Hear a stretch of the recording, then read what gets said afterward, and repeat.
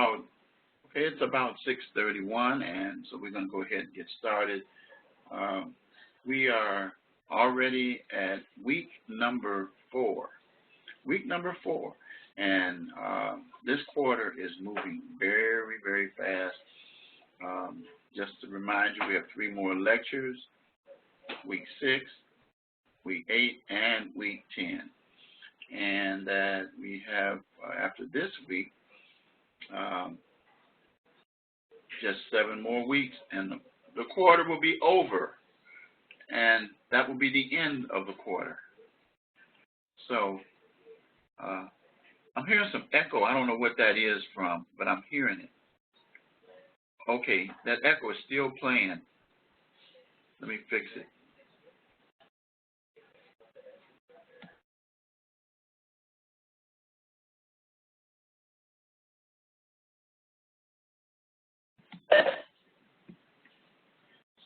So let's get started. And so let's take a look at and see what we got for this week. Okay, and I don't like this one, so I don't want this one, so let's stop sharing. Let's go back, and let's get rid of this one. Okay. So now let's go ahead and do a screen share. Okay, there we go. All right, so now here we are in week 4, and as usual, I want to remind you that you can feel free to phone, text, or email me any hour of the day except the 25th hour of the day. I say that constantly to students, and I remind you to reach out to me if you have any questions. Also, constantly remind you of the requirement to conduct research, which means the textbook cannot be the sole source, or you'll lose 2 points. And then also, finally, a reminder that all written assignments should be in APA format. That means citations in the body and references at the end. So let's take a few minutes and go over and take a look at a few things here. Our 4th week, our goals are gangs and homicide. And so to prepare for that, you read chapters 6 and 8 of Vision for Change, and Crime and Justice in the 21st Community, our text. And then we're going to go over the section involving gangs, violence, and gang questions. And so I will expound on some of these things during the lecture today. And then your discussion post, which were due Tuesday, a couple of days ago, initial post, Who's for Stricter Gun Laws, and I'm going to talk about that a little bit. I submitted some information to you guys that you should take a look at regarding gun laws. And then a report that came out of Chicago regarding guns. And then your reply post is due Saturday, 11:59 p.m. Central Standard Time. Finally, be sure to complete the written assignment, Criminal Justice Issues Project, where you submit your rough outline and thesis. Now, I already submitted to you some information early in the quarter telling you what is a thesis, and then your rough outline. Make sure your rough outline follows the procedures that we're going to go over in a few minutes. And then also I want to remind you to please complete the mid-quarter student survey that you will receive. Very important. I take a look at that. So I encourage you to get that done as well. And then I want to remind you that we're going to finish strong. And then remind you of my motto: adversity is a springboard to success. Okay, so I want to let you know that let's take a look at the course calendar.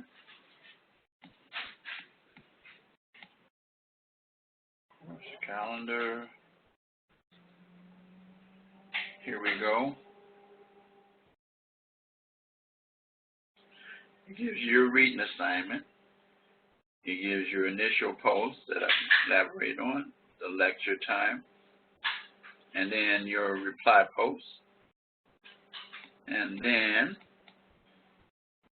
critical issues project, which we're going to discuss, and then asking you to please do your mid-quarter student survey. So in reality, you have your discussion posts, and then you have your critical issues project that's due.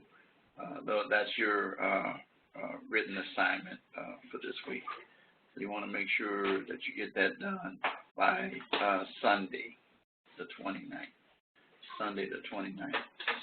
Okay, so let's take a look at what week 4 has to do with. Let's again go over the assignments,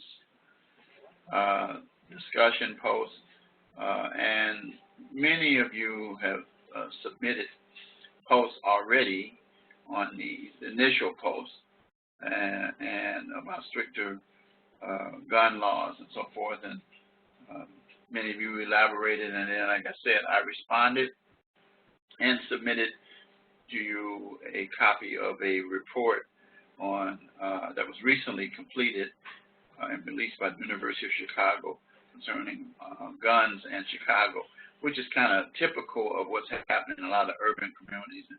So I thought that you'd find some value in that. And then the written assignment, in addition, is plan to make revisions on your outline and thesis as soon as you get that done. So submit your assignment by the end of the week, according to the calendar. So your thesis and outline. Now, remember, for details, says you can refer to week 2 in the project. So I will go back to that so I can show you what the requirements were for that. The lesson content.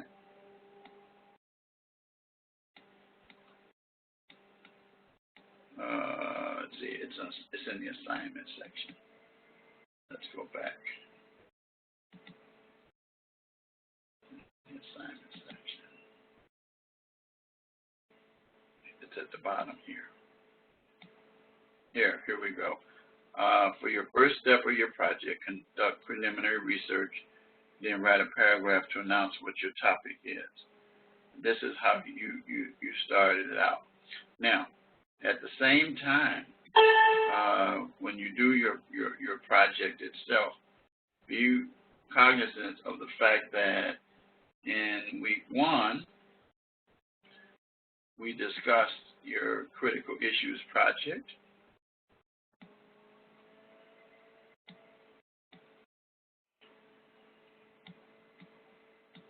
And introduced it to you. And so week 2, you chose your critical issue. Week 3, you prepared your outline and thesis. That was last week. This week, you submit your rough outline and thesis. And so I've already provided to you details about how to do that and what I will be looking for. In the course of this class, there is, let's go back to week 4.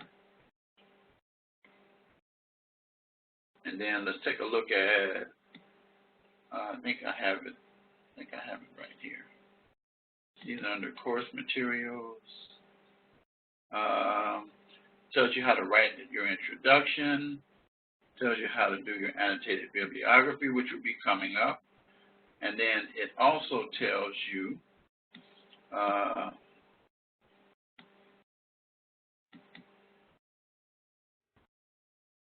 about the course project. And then here it is.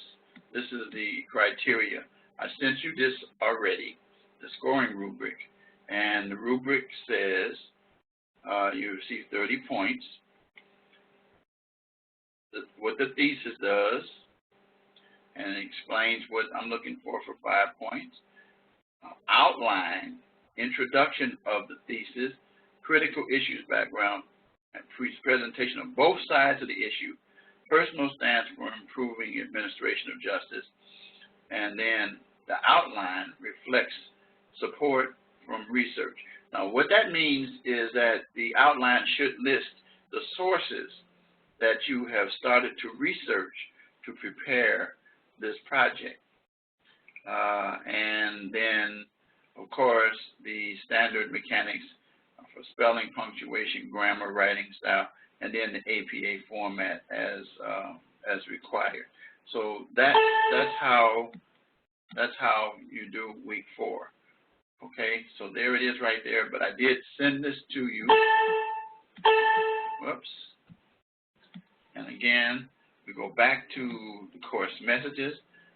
So it shows you that I sent it to you. I sent it to you on January 5th. And the discussion rubric, the critical issues project rubric that I just showed you, and then this is for other things further down. So you should have all of this information here. But this is the rubric that I just showed you, and if you clicked on it, it will download, and you open it up, and there it is, right there. Tells you what week 2 was about and how I graded it, and how I'm going to grade week 4. APA citations and references are required. Very, very, very, very, very important. Okay, like I said, you have this, and I sent that to you. So you want to make sure that you do that, and that's how I'm going to grade it. Okay. Let's go back to close that out. Now let's go back to week 4. So those are the assignments that you have for the week. Now, let's get into what we have here is, okay, we did the assignments already. Let's talk about gang violence. Gang violence. And, you know, gangs, there are a number of reasons why individuals join gangs. And some of those reasons is to develop friendships and relationships with individuals. And because of the fact that some students feel that they were left behind by their families. And so gangs pose a significantly damaging problem in a given community. Gangs play a role in firearms transactions. As you look at that report, typical of Chicago, and violence, drug sales, many gangs, that's their business that they do, is they market and distribute drugs, primarily crack, cocaine. It involves some home invasions, car thefts, and a lot of homicides. Homicides are way up in urban areas because of gangs.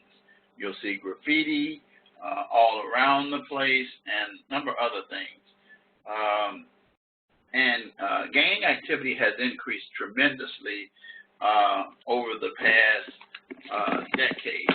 And you will discover that individuals are finding more and more and more opportunities to be involved in gangs. I share with you that although gangs may seem to be a recent problem, they've been around for a long, long, long time. However, the gangs have become more violent because of the introduction of drugs and things of that nature. In California, you had the Crips, you had the Bloods, and now you have on the West Coast there, gang members are more likely to use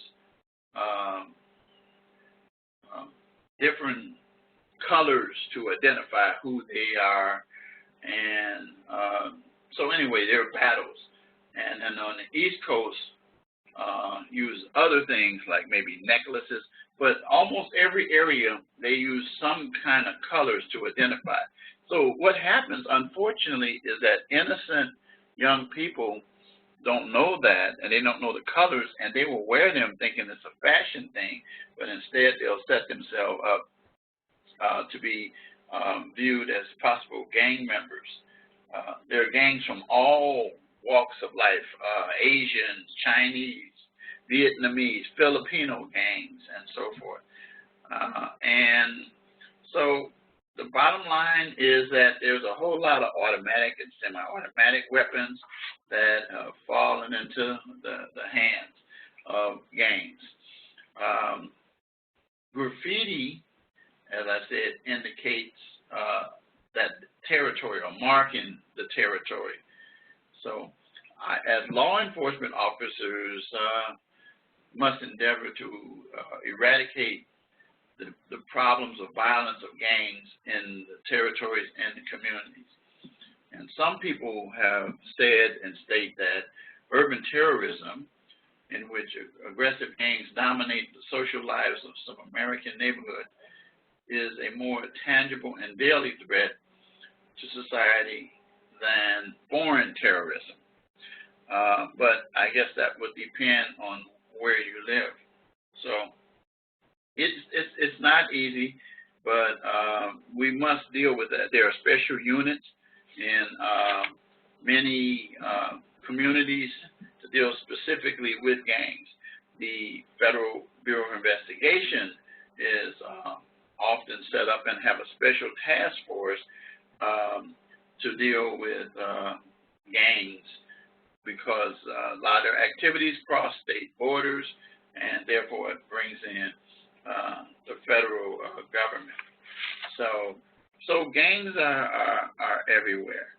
So now, what do we do here? What do we do here? It says gang violence is a problem that has spread from urban areas to even small towns now, and youth feel pressure to align with a gang for their protection, some for friendship and things of that nature.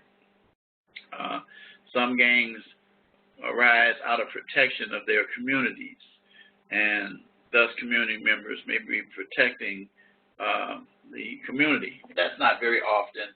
Most of the time, the violence is dealing with guns and drugs. Gang violence leads to many homicides, particularly with drive-by shootings. And you should be aware that it's a major concern. There are innocent people that are often victims of gang activity. So there's been some responses to dealing with gangs, and increased police presence is one of them, and patrolling, mandatory arrest for domestic violence, that's another way. Domestic violence shelters, these are things that are peripheral. And then the last one, stricter gun control. I already addressed that issue by the report that I sent you that shows that there's a very serious problem because guns are everywhere. And that every time I open up the newspaper or either turn on the TV to listen to the news, I see that some person has become the victim of a handgun.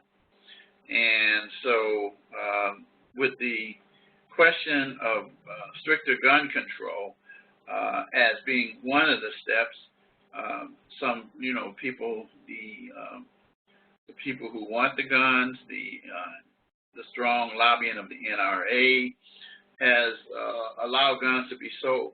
But what you'll discover, and when you read the report that I sent you, is that guns come out of legal purchases and end up in illegal hands. That's unfortunate, but that's what happens.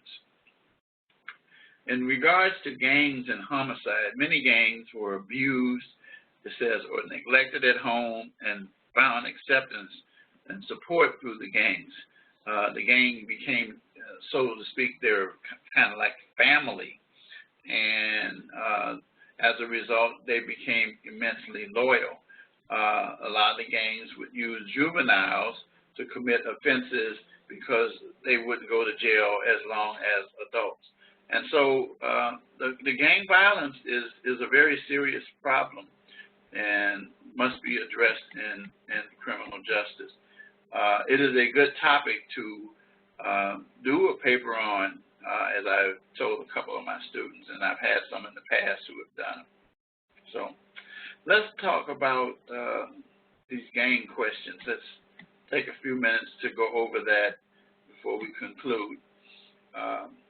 So it says gangs came into existence in the United States in the early 1980s with the explosion of graffiti and pop music, and the answer to that is false. Gangs have been around since the 19th century in various forms. The typical age range of a gang member is 10 to 18, 14 to 24, 16 to 21, 18 to 35. I can tell you that it's not 18 to 35, and I don't think it's 16 to 21. It's either A or B, so I'm going to do B, and B is the correct answer, because you'll find that many kids enter gangs as early as 12, hang around, become what we call wannabes.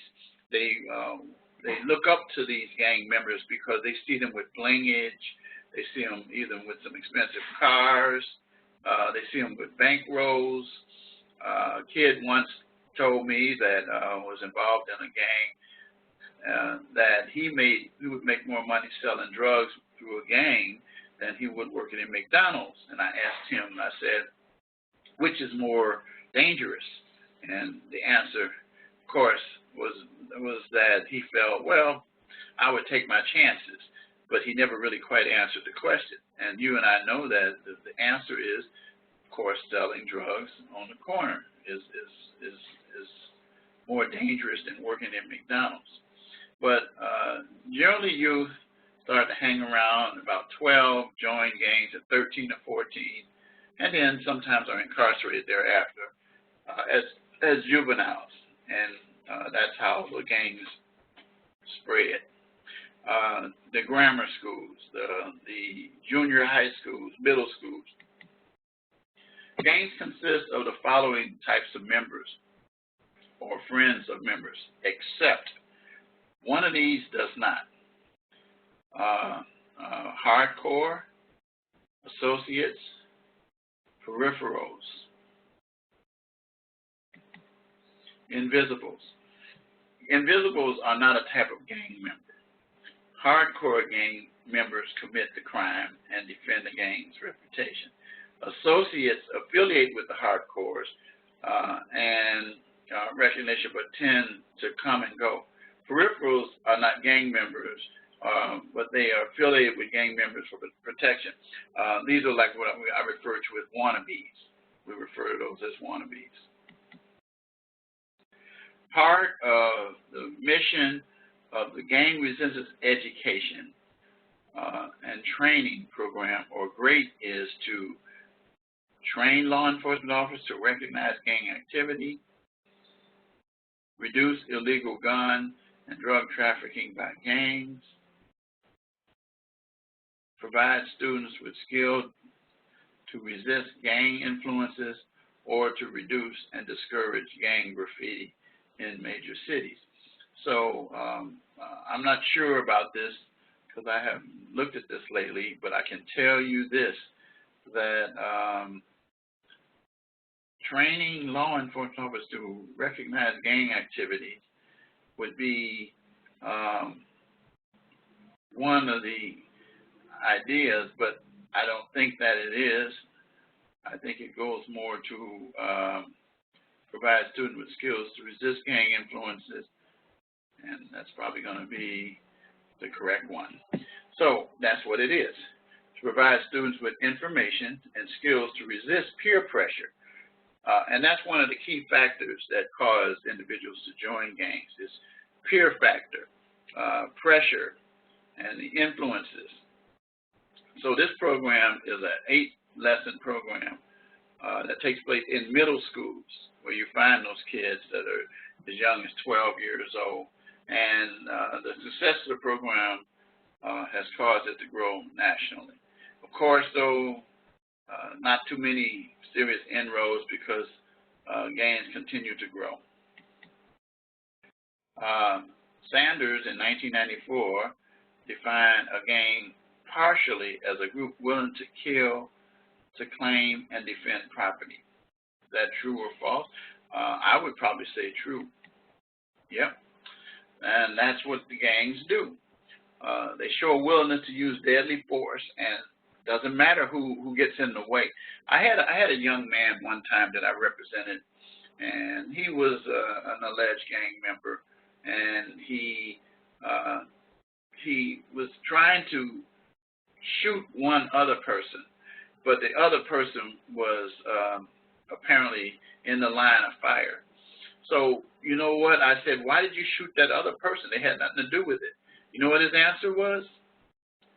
Sadly, they were in my way, so I had to get them out of the way before I could shoot the other person.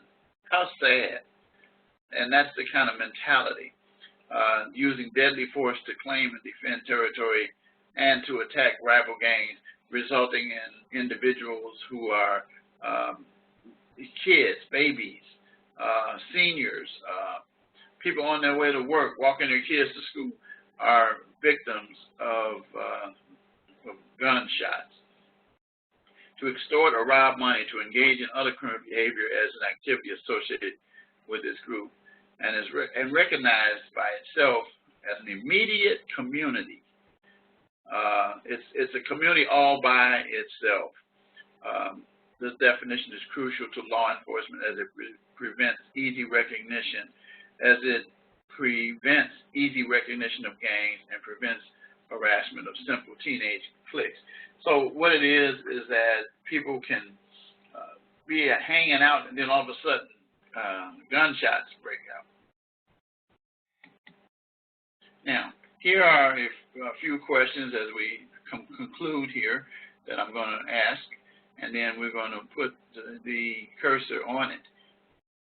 Addresses individuals or places that have some problems.